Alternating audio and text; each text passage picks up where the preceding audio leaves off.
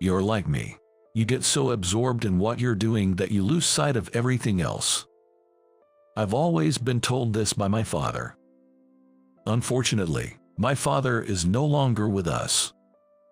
He passed away from an illness 5 years ago, leaving me as the sole member of my family. I'm a 35-year-old company employee, working in the development department of an automotive parts manufacturer. My parents divorced when I was young. The reason was my mother's infidelity. She left only a divorce notice and disappeared suddenly. Afterwards, my father tried to find her and discuss things, but ultimately, my mother never returned home, and I was raised solely by my father. Since we were not wealthy, I started working immediately after graduating from high school. My first job was at a company where a friend of my father worked. That friend was Kevin. Now, he is the head of the development department. Kevin had been helping us even before I started working there. He used to take us out for meals when times were tough and would secretly give me some pocket money when my father wasn't looking. He helped a lot when my father passed away. I really owe a lot to Kevin. I might as well have been hired at this company for Kevin's connections. I wanted a job where I could think and create, so I worked hard and studied while working. My efforts paid off, and after 3 years, I was transferred to the development department. Since then, I've been enjoying fulfilling days working with Kevin. There were tough times after my father passed away, but thanks to Kevin, I'm still able to work normally. Kevin is a very important person to me. One day, during such a routine, something happened. A staff member was transferred to the development department. He was George, formerly from the sales department. He is the same age as me, but he's an elite employee who graduated from a prestigious university. He had built a considerable track record in sales. George was promoted to section chief in the development department. In other words, he was going to be my boss. That surprised me. I had thought George would continue to excel in the sales department. I never quite understood the decisions made by the higher-ups in the company. George and I hadn't talked much. We just greeted each other in passing. I found George a bit difficult to deal with. He seemed very confident in his educational background. I once overheard him talking and laughing in a demeaning way, saying, "I can't think of people without a university degree as humans." Since I only graduated from high school, I guess he looks down on me too. On his first day after the transfer, George greeted the employees in the development department, but he just briefly said "nice to meet you" to me without even making eye contact. Seeing George like that made me feel anxious about the future. Although he was an excellent employee in sales, he was practically a novice in development. Frankly, the projects George proposed were something anyone could think of, lacking any novelty. The other employees also frowned upon his proposals, thinking, well, that's really not going to work. But George seemed completely oblivious and always presented with full confidence in our department meetings. Well then, let me present this new project idea. I couldn't tell what Kevin was thinking, but he usually looked down whenever George presented something. 2 months after George joined, each employee in the development department was asked to submit and present their new product ideas in front of all staff members. Employees without any managerial position presented first. I explained my diligently thought-out plan, albeit nervously. After finishing my presentation, Kevin praised me, saying, "Quite an interesting proposal. It really shows your long experience in the development department. Work on it a bit more and present it again next week." I couldn't hide my joy at his words. When I glanced at George, he was turned away, muttering under his breath and looking unimpressed. Soon it was George's turn to present. "Then, I will make my proposal," George explained with full confidence, but again, his presentation lacked innovation. I muttered to myself, wondering which company would buy such a product. "Kevin, addressing George as he continued his presentation, said, "Kevin, looking down, said, I'm afraid we can't accept this as it is. You need to add a bit more creativity." He then added, "Let's stop the explanation here for now. That's enough." Kevin cut him off, and George was left stunned. Then Kevin continued, "You may hold the position of section chief, but you're still a beginner here in development. It would be good for you to learn from skilled employees like David." I was surprised to hear my own name suddenly mentioned. George responded with a simple yes, but I could see frustration in his eyes. After that, George clearly started showing hostility towards me.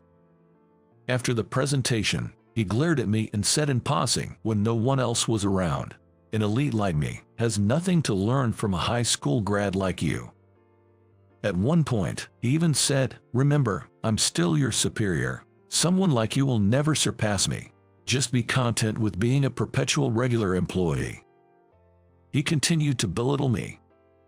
Worse still, George started using his position as a supervisor to take credit for my achievements. Determined not to lose to him, I threw myself into my work more than ever. Seeking perfection, I worked late every night, often missing the last train and staying at a hotel near the office. Not just at night. I arrived at the office earlier than anyone else and barely ate lunch, just nibbling on crackers while working at my computer. I worked so hard that it worried my colleagues. But no matter how hard I worked, my achievements were stolen. Still, I refused to give in, even though I felt frustrated. Perhaps George must have been getting frustrated with me for not breaking down easily. One day, George set me up. He fabricated a mistake and pinned it on me. It wasn't a minor error. It involved a major project with an important client. I was summoned by President Johnson and ended up receiving a harsh reprimand. President Johnson even said, "We'll consider disciplinary action." Unsatisfied with this, I confronted George. "What's your intention? Why did you change the responsible person's name to mine, making it look like I made the mistake?" I demanded. But George stubbornly responded, "Where's your proof of that?" Indeed, I had no proof. George had cleverly set me up without leaving any evidence. A few days later, I was told I was being transferred to a tiny branch in the countryside. I thought Kevin would somehow stop it. But Kevin said, "Maybe a change of environment will be good for you. I think the branch suits your current situation better." At that moment, I felt utterly hopeless. In other words, it seemed like they were implying that I lacked the necessary skills. It felt as though they were saying so. Helplessly, a month later, I headed to my new post. The company arranged my housing, but the branch was in a rural area. All I could see were fields and farmlands, with the nearest small supermarket a 20-minute drive away. Can I really make it in a place like this? I wondered, anxious about the future. But the staff at the branch were all nice people, and I quickly became comfortable with them. There was no overtime, and I could properly rest on weekends. The company's people often shared vegetables they grew at home with me, and I began to appreciate the charms of a slower-paced, homely atmosphere. Branch manager Henry was a gentle and kind person who highly appreciated my work. "He really saved us by coming here," they told me, expressing gratitude. After that, I also met someone special. It was Emily, who worked as an office staff member at the branch. She was 3 years younger than me, with a graceful appearance. Honestly, she was very much my type. We both enjoyed watching movies and became close after bonding over movie discussions during a welcome party. I wasn't sure about Emily's feelings, but day by day, I found myself increasingly drawn to her. Listening to her gentle way of speaking always soothed my heart. Life at the branch, unlike the tense atmosphere at the headquarters, flowed with gentle, kind moments. One day, something happened. I received a call from Kevin on my day off. Kevin asked, "Are you doing well?" but at that time, I still hadn't forgiven Kevin. Even though we used to talk casually outside of work, I replied indifferently, "I'm fine, just going about my business." Sensing my mood, he laughed and said, "Don't be so downhearted. I've heard about you. Henry has been praising you too." "Well, that's good. Sorry, I have some errands today," I responded, abruptly ending the call. I had been close with him ever since my father passed away, and suddenly he abandoned me. I couldn't believe he even had the nerve to call me. Even though Kevin occasionally called after that, I deliberately ignored his calls. Around 6 months after being transferred, something wonderful happened. I started a relationship. Of course, it was with Emily. After several meals together and on our third date, I mustered the courage to confess my feelings. Emily happily accepted, saying, "I've also come to like you, David." Our relationship quickly became known throughout the branch, and our colleagues were supportive. I was living a fulfilling life in both work and love. Then one day, Kevin visited the company. It had been just about a year since I was transferred. Upon seeing me, Kevin immediately said, "Oh, long time no see." He greeted me with a smile. By then, my anger had subsided, and I felt guilty for having cut off contact. "It's been a while. I'm sorry about before," I said, indirectly apologizing. Kevin replied, "It's okay. I would have felt the same in your position." It seemed Kevin had some business with Henry, as he excused himself saying, "I'll leave you for now." About an hour later, he came to my desk and said, "There's something I need to talk to you about." "I'm glad to see you're doing well," he began. "Yeah, well, I guess I'm doing fine, enjoying my days here," I responded, returning to our casual tone. Kevin smiled, seemingly reassured by my response. Then, after a brief pause, he shared some significant news. Firstly, George had left the company. Since my transfer, George had been unable to produce results and had been reprimanded by President Johnson. Naturally, once I was gone and he couldn't claim my achievements as his own, his performance plummeted. George, unable to improve his performance and losing trust among his colleagues, was demoted and, unable to accept this, left the company in despair. Secondly, Kevin revealed the reason for my transfer. "It's not that you were demoted," he said. "Actually, I had high hopes for you." It turned out that Kevin had seen me working tirelessly, blinded by my surroundings due to George, and thought a change of environment was necessary. "Your father also used to get so absorbed that he couldn't see around him. You're really just like him," he said with a smile. Additionally, the branch was short-staffed and struggling with performance, so they needed an immediate contributor like me. And then, looking me in the eye, Kevin said, "Would you consider returning to the headquarters? I really want to recommend you for a section chief position. Honestly, we're in a bind without you," Kevin said. Yes, I was happy to hear his words, but at the same time, I thought of Emily.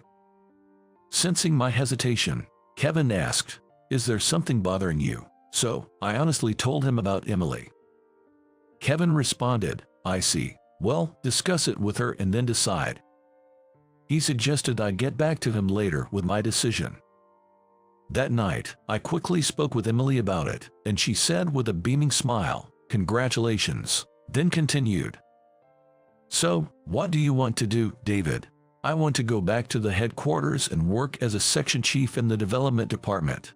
That's what I really want. But I also want to stay with you, Emily." She smiled and said, "I understand. I'll follow you, David." I was overjoyed.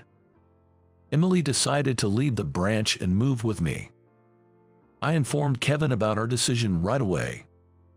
He seemed pleased and said, "That's great." About 2 months later, I returned to the headquarters. All the employees warmly welcomed me back, saying, "Welcome back." Soon after, I was called by President Johnson and discussed my promotion. "I have high expectations for you," Yes, I'll continue to work hard, I replied. This is how I became the section chief of the development department. Kevin congratulated me. Congratulations, David. I'm happy for you. I think your dad would be proud. When I told Emily about the promotion, she also congratulated me. Congratulations, you've worked so hard. By the way, Emily and I had started living together in an apartment costing about $1,000 a month after moving here. Then, about 6 months later, I proposed to Emily. It was also the anniversary of when we started dating. Holding the ring, Emily said, "It's like a dream. Let's always be together." "I promise to make you happy," I said, looking into her eyes. I immediately reported our engagement to Kevin. "That's great. Make sure you make her happy," he said. "Yes, I want Kevin to attend our wedding in place of my father," I told him. He responded, "I was planning to do just that. I want to live a happy life with my beloved wife, never forgetting my gratitude to Kevin, who has always supported me."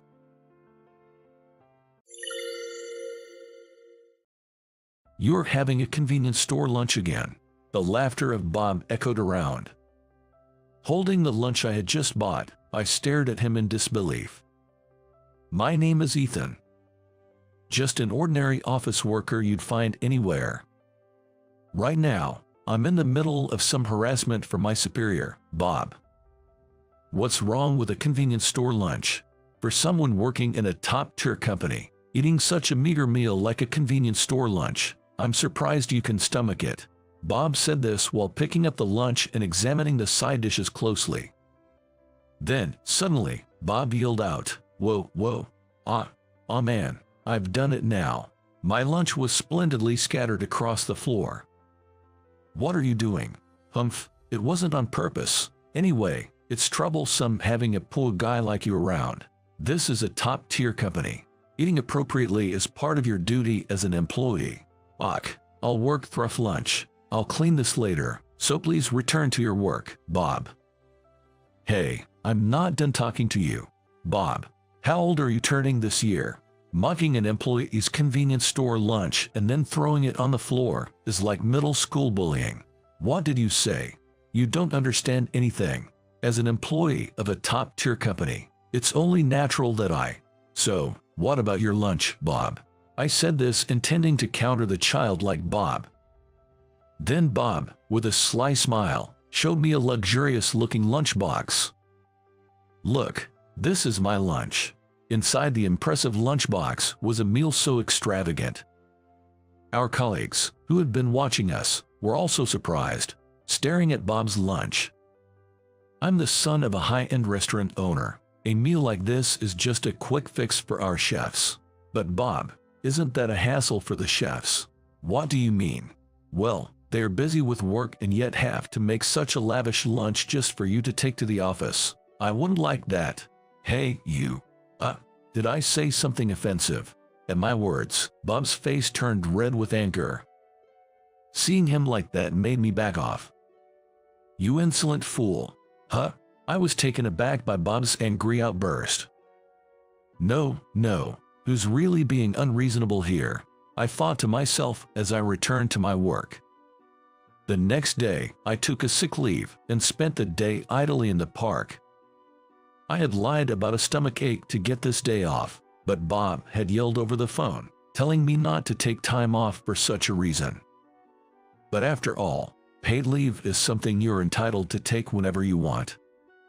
It's so peaceful, isn't it? Due to it being daytime, the park was overflowing with families with children. There were also parents with small babies, perhaps on parental leave, here and there. I'm already 35 years old.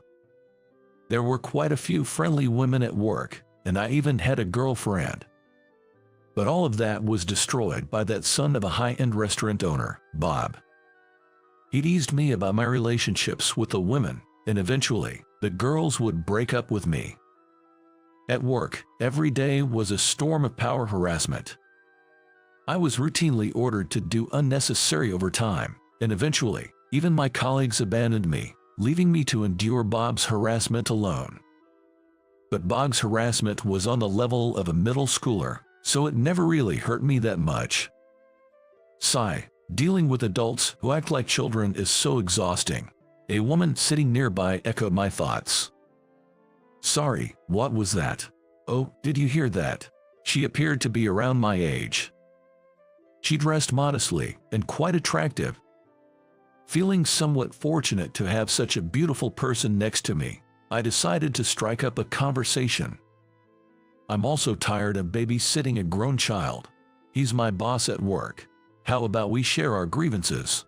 Vent to someone I just met today. Despite looking a bit perplexed, she sat down on the bench next to me. Why not? Let's talk about our experiences with these overgrown kids. I've always been good at quickly getting along with anyone. This skill now serving me well in my sales job. You're a funny person, she said with a smile. Her smile seemed youthful and charming. Then she began to vent. I'm transferring to my father's company next month, to the HR department. I'm not officially working yet, but I'm having frequent meetings to understand the company's inner workings. And there's this annoying uncle from my dad's side. He acts and speaks like a child, and is completely incompetent at work. I sometimes doubt if he's really an adult. She said this with a wry smile. Hearing her words, I felt a sense of déjà vu. This uncle sounded just like Bob. What a coincidence. I'm also dealing with a low-level boss.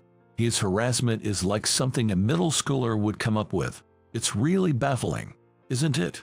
Seems like every company has such troublesome uncles. Our conversation became more animated, and I gradually started to feel hungry and somewhat irritable. I'm thinking of quitting that place. Just dealing with middle school level harassment from my boss and getting no help from colleagues who avoid getting involved. I can't stand it anymore. Don't be so hasty. There must be people at your company who would be in trouble without you. She comforted me. I'm getting hungry. Would you like to go eat some delicious staff meals? I'm a regular at a great place. Staff meals, really? Yes, staff meals are what the chefs eat, but sometimes they share leftovers. I often go there when I'm hungry on my days off. Well, would I be intruding? Not at all. It's my mom's family's place, she said, smiling proudly. This is a fancy restaurant. The restaurant was surprisingly close to my office. She led me through its grand entrance. Being the granddaughter of a restaurant owner, she must be quite a lady. I followed her into the grand gates without hesitation. In the back of the restaurant, I saw chefs cleaning dishes and utensils, working in the kitchen. The unique atmosphere made me feel out of place. Is it really okay for someone like me to come here? It's fine. We're just here for a staff meal. Grandpa, are you here? Hey, Chloe, you're here. A man who looked like the head chef greeted us with a smile. So her name is Chloe. I was surprised I hadn't even asked her name yet. We have been so busy venting that we hadn't talked about ourselves. Grandpa, can we have 2 staff meals today? I made a friend in the park. A friend? I thought he was your boyfriend for a moment there, the head chef joked. Sigh, that's not happening. We just met today. Really? Bringing a guy you just met to your mother's family's restaurant? Well, we were both hungry. This guy too, he said he was hungry. Oh, I just realized, I haven't asked for your name yet. I'm Ethan. Ethan, that's a nice name. You think so? Yeah, it somehow suits you. She said this, and I felt a little flutter in my chest. It had been a while since I had a conversation with a woman like this. Ethan, are you okay with fish? Yes, I love fish. That's good. Some young people these days dislike fish and won't eat it. Saying this, the chef started cutting a piece of fish on the cutting board. He then prepared some fish dishes for us. You two go eat in the staff room. Just make sure not to disturb the other employees. Okay. Thank you. Chloe and I, holding the chef's seafood dishes, headed to the staff room. In that room, I ended up having a late lunch with her. Sorry for dragging you into this. No, I should be the one thanking you for being so kind. Chloe, you were here. At that moment, Chloe's comment was interrupted by a loud and familiar voice. That voice, I recognized it. No way, it was Bob's voice. Why was Bob here? Bob approached her with a seafood dish in his hand. Hey, Uncle, aren't you supposed to be working? I forgot my lunch today, so I came here to eat the staff meal. Everywhere else is closed for lunchtime, and convenience store food is just too awful. Look, the guy I told you about took the day off today. Really pisses me off. Hearing that, I called out to Bob from behind. Hello. Bob and I locked eyes. What? Bob was visibly shocked to see me. Why are you here? I was at the park and hit it off with Chloe, and she brought me here. Wait, you two know each other? Know each other? He's the guy I always talk about. The one who only eats convenience store food. No taste at all. That's harsh. So, Bob, you've been talking about me like that. Wait, does that mean the company Chloe is transferring to is our company? It seems so. So, the middle school level middle-aged guy we've been venting about is right in front of us. We both turned to face Bob. You don't need to quit your job for someone like him. I'll handle this matter. Would you continue to contribute to my father's company? Hey, Chloe, what are you saying? Bob was panicking upon hearing our conversation. Uncle, I've reached my limit defending you. Your excessive physical contact is causing female employees to quit, and the male employees are worn out from your harassment. There have been many complaints in HR. I'm sorry, but could you resign from my father's company? Wait a minute. How will the company run without me? Well, you hardly do any work, do you? Huh? Actually, we've even had complaints that work goes smoother without you. That's ridiculous. Almost all of your subordinates have lodged complaints against you. It's unprecedented since the founding of the company. Even Dad is appalled. Bob seemed to be in shock from Chloe's relentless barrage of words. Indeed, I wasn't sure I could recover if I were so thoroughly criticized. But her words were likely true. It was the harsh reality. It can't be helped. You don't have to say such things in front of your family. Are you crying? I was stunned by Bob's reaction. Understanding that being confronted with his flaws was shocking, but crying over it. Bob then left the staff room.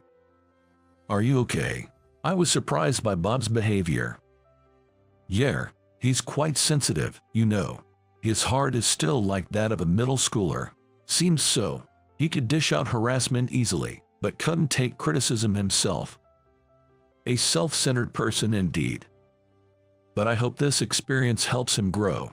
He's been kind to me since I was little, and he does have his good sides. And so, my tumultuous day off came to a close. Later on, I heard Bob was getting a reality check, working under his father, the head chef, doing menial tasks. And as for me, are you sure I'm suitable to be a section chief? Of course, it's based on a fair personnel evaluation. You're capable of handling it. I had been promoted from a regular employee to section chief. Thanks to Chloe's investigation in HR, it was revealed that my evaluations had been unfairly low due to Bob's harassment. You're a valuable asset to this company. I'm so glad you didn't resign because of that useless uncle. We would have lost an important member of our team. Saying this, she looked into my eyes and smiled warmly. With Bob gone, my stress has completely disappeared, and I'm much more productive at work. Although we won't have any more grievances to share, I hope we can have enjoyable conversations from now on. I caught myself frequently glancing at her during work and suddenly realized it. I'm secretly planning to invite her out for lunch soon.